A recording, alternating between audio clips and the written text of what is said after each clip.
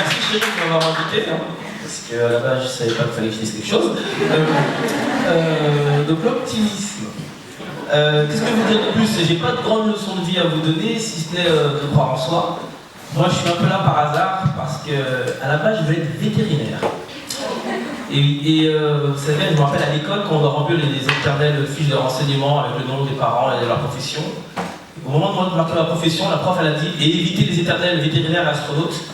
Et à partir de là, j'ai plus su ce que je voulais faire. Je suis dans le flou, et grâce à des rencontres et à des amis qui m'ont soutenu, j'ai pu continuer, et en croyant en moi aussi, parce que je me suis dit « si, ça peut le faire, je peux y arriver ». Et j'ai réussi à être devant vous aujourd'hui ce soir. Alors la seule chose que je peux vous dire, c'est croyez en vous. N'ayez pas peur de rater, d'échouer, parce que ça arrive, et puis après on se relève et on continue. Et n'écoutez pas les ça ne marchera pas, tu n'y arriveras pas. J'ai envie de dire une phrase que j'ai vue dans un dessin animé, la force est en vous. Et c'est vrai. Et c'est vrai. Maintenant je vais laisser un autre talent optimiste vous raconter son parcours et ses expériences. Il débute un peu dans le cinéma aussi, ça fait pas très longtemps. Monsieur Gondry, s'il vous plaît.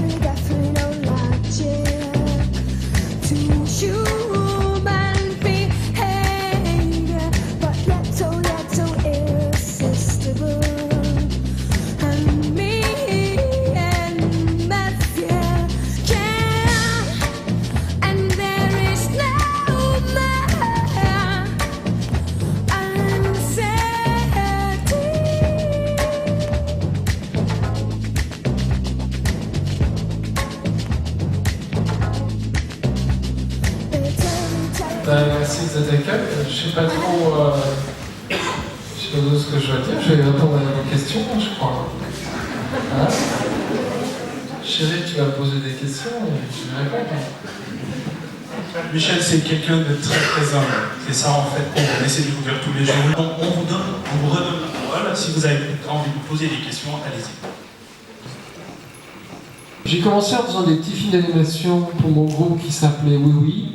Je m'étais acheté une caméra Bolex 16 mm que j'utilise toujours et j'avais envie de faire bouger des objets ou des dessins et j'utilisais la musique de mon groupe, donc c'est devenu des sortes de clips. Et un jour, Björk est tombée sur un de ces clips et elle a adoré.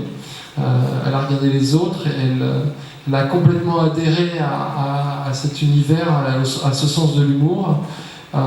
Et on a commencé à parler et on a vu qu'on avait eu des parents assez similaires, un peu hippies, on partageait beaucoup de choses au niveau des goûts et on a discuté,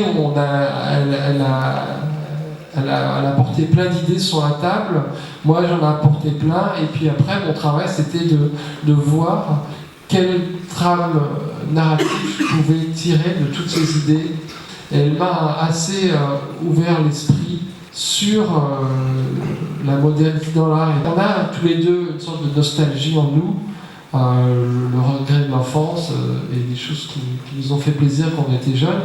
Mais elle se force plus à se tourner vers l'avenir.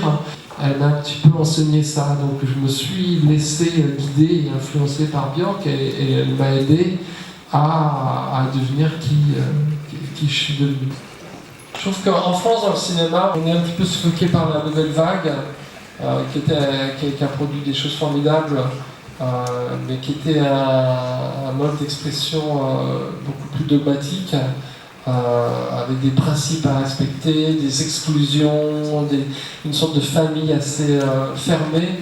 Et comparativement, le surréalisme, ça m'a donné plus l'envie d'être créatif et de passer à l'exécution de mes idées. Que d'autres mouvements, parce que bon, j'ai toujours eu des rêves très intenses et je pense que le surréalisme c'est vraiment l'ouverture sur ce monde assez incohérent et surprenant qu'est le rêve. il faut aller au bout de ses projets. Il y a beaucoup de gens qui parlent beaucoup de ce qu'ils vont faire, qui théorisent et qui passent rarement à l'exécution. Et je pense que, déjà, il faut toujours terminer ses projets, même si on a l'impression qu'on va être jugé, ridiculisé, et qu'ils sont voués à l'échec. Je m'en présentais les idées un petit peu comme des personnes, des enfants ou des êtres vivants, et si on les laissait tomber, après, elles perdaient confiance en vous. Donc c'est comme si vous ne donnez pas la chance à cette idée d'exister, la prochaine fois que vous essayerez de l'utiliser, elle aura des doutes. Je dis souvent quand on pose ce type de questions, c'est qu'il faut terminer ses projets. Le premier conseil, c'est de terminer ses projets, et le deuxième conseil, c'est de les commencer, évidemment. Pour Eternal Sunshine, j'avais des idées de transition très très très complexes. J'avais par exemple l'idée de fermer une voiture sous un lac à l'automne en l'accablant pour que les phares puissent rester allumés et attendre que le lac givre pour qu'on puisse avoir cette image de voiture enfouie dans un lac givré. Et puis j'avais plein de transitions de cet acabit qui était aussi compliqué parce qu'il fallait trouver des astuces pour passer d'une mémoire à l'autre. Et à 3 semaines du tournage, ou même à 15 jours du tournage, je me suis aperçu que la faisabilité des 3/4 de ces transitions était nulle. Je me souviens, j'ai appelé Charlie Kaufman, le scénariste, et je lui ai dit, écoute, je suis catastrophé, je ne peux pas faire ce film parce que toutes ces idées que j'ai eues de transition, elles sont pas, on peut pas se les payer, elles sont trop compliquées, on s'en aperçoit en production maintenant, on est foutu, quoi. Et il m'a dit, prends ce défaut comme une qualité, peut-être simplifie tes transitions, fais-les de manière plus organique, plus directement à l'image, prends des idées plus simples, et peut-être que tu auras des effets qui seront plus viscéraux et qui plus touchants finalement. Et là, finalement, ce problème de faisabilité qui est arrivé en aval a fait que le film était plus réussi. Je pense que si j'avais eu plus d'argent et si j'avais pu faire exactement tout ce que j'avais en tête. Ne pas avoir l'assurance du résultat, c'est une bonne motivation. En tout cas, de découvrir quelque chose et puis de travailler dans une direction qui m'est inconnue. Quand j'ai fait le documentaire Block Party avec Dave Chappelle, avec tous ces groupes de rap à New York, c'était très très angoissant parce qu'on suivait avec une caméra, on tournait en 16 mm, donc c'est pas comme de la vidéo.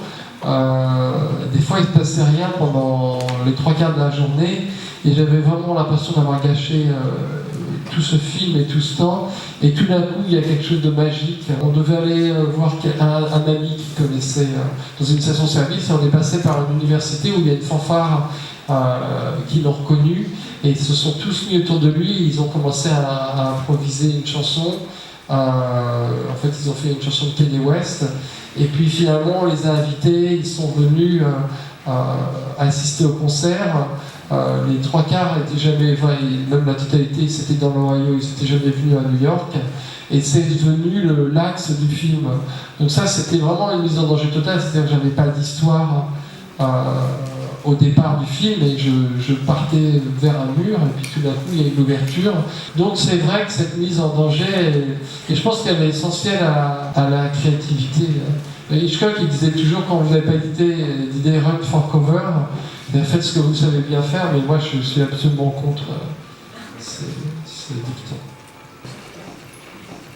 Bon, déjà, quand on reçoit une critique, il faut savoir quelle est la motivation de la critique. Par exemple, si c'est une critique de producteur qui pense que le film sera moins commercial, il faut avoir ça en tête, parce qu'il ne va pas vous dire si tu montes ça comme ça, on aura 2 millions de spectateurs en plus. Il va vous dire c'est beaucoup plus touchant si tu fais ça. Donc il faut savoir un petit peu la motivation qu'il y a derrière cette critique. Une fois qu'on sait que l'intention est bonne et constructive. Après, on peut voir si c'est une critique qui peut apporter. Moi, j'ai pas fait d'études de cinéma ou d'art dramatique ou quoi que ce soit. J'ai fait des études de dessin et d'art appliqué.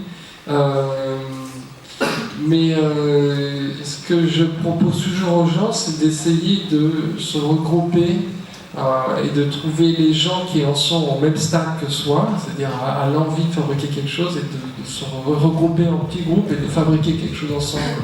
C'est-à-dire de ne pas attendre une aide extérieure pour